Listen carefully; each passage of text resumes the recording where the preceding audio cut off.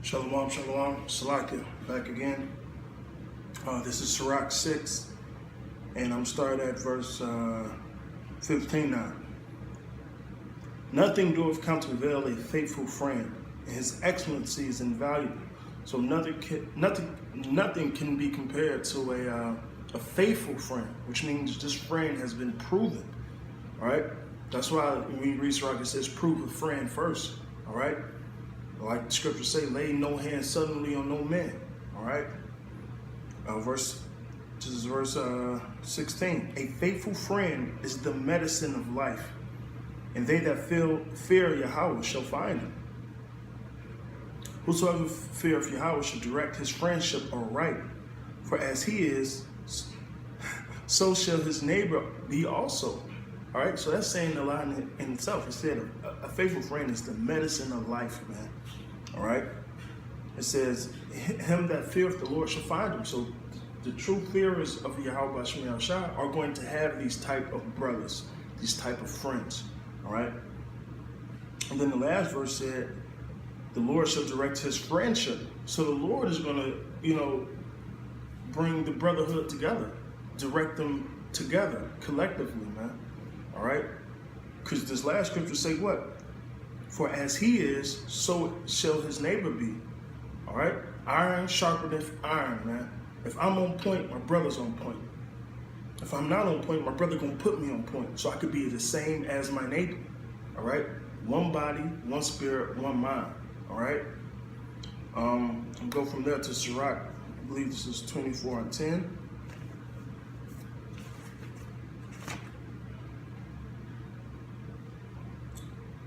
All right.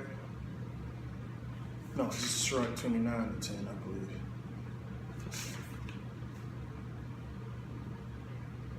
Sirach 29 and 10. Lose thy money for thy brother and thy friend, and let it not rust under a stone to be lost.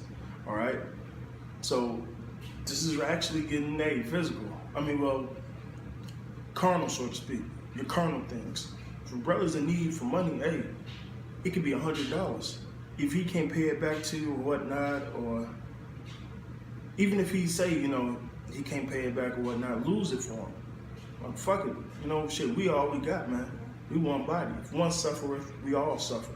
So if my brother need $100 and I know he can't pay it back, oh well, so be it. Lose thy money for thy brother. Shit, we've all done it before, man. All right? I'm going to go from there to 1 Peter chapter 2, verse 17. All right. This is 1 Peter chapter 2, verse 17. Honor all men. Love thy brotherhood. Love the brotherhood. Fear Yahweh. Honor the king. I don't even have to break that down. You brothers know what that's talking about. I'm going to go from there to Romans 12, verse 10. This is Romans chapter 12, verse 10. Be kindly affectionate one to another with brotherly love and honor and preferring one another. So brothers, let that sink and marinate. You got to understand, the brothers that you come to this truth with are above your family. They are your family. They're above your biological parents, all that.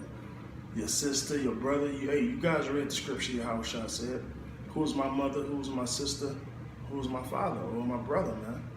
All right? It's the brotherhood. Okay?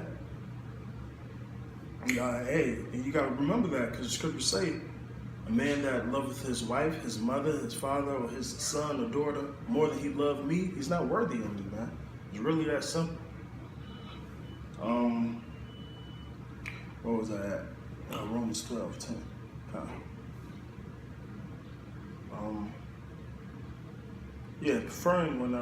Preferring one another. So, putting your brother before you think of yourself. Putting your brother before yourself.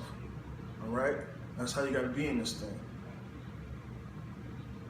Go from there to 2 Peter chapter 1, verse 7.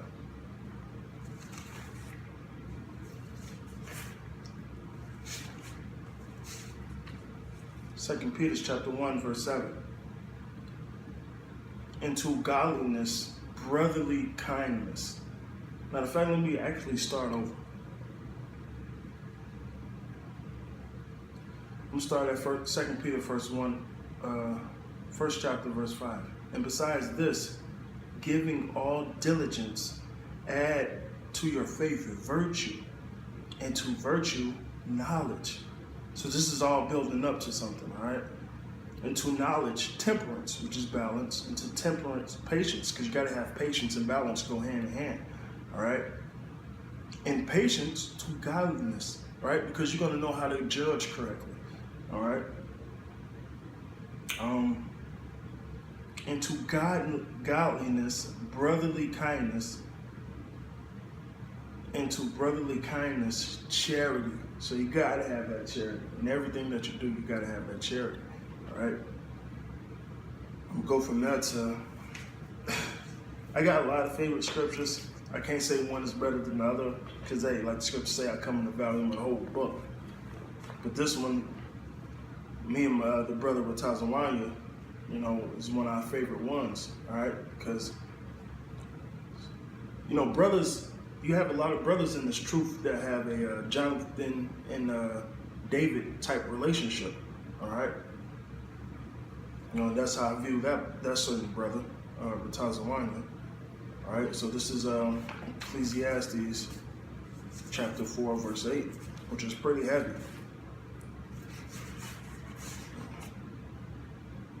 There is one alone, and there is not a second. Yea, he have neither child nor brother. Yet there is no end of all his labor. Neither is his eye satisfied with the riches. Neither saith he, for whom do I labor and bereave my soul of good? This is vanity. Yea, it is a sore travail. All right, so if you by yourself, it's like basically saying it's pointless. All right, it's verse 9. Two are better than one, because they have a good reward for their labor, which is what? What's a good reward for their labor? It's the kingdom, man. All right, salvation. For if they fall, one will lift up his fellow. So if I'm going off, my brother better pick me up, man, and vice versa. All right, that's why two is better than one. You ain't no lone wolf in this truth, man. Although, yeah, you are solitary and a soldier, that's because you have your own personal trials, your own certain relations and things you have to go through by yourself. All right, but two are better than one because they have a good reward for their labor. For if they fall, one will lift up his fellow. But woe to him that is alone when he falleth, for he have not another to help him up. Again, if two lie together, then they have heat. But can one be warm alone? So if two are together, it's like physical body heat, man. You gotta share that body heat, which, on the spiritual note, two warm together, they make heat. Hey, you on fire. You keeping your brother on fire, man. You keeping him warm. You keeping him hot in this truth, man. Iron sharpeneth iron. All right. And go from that to verse 10.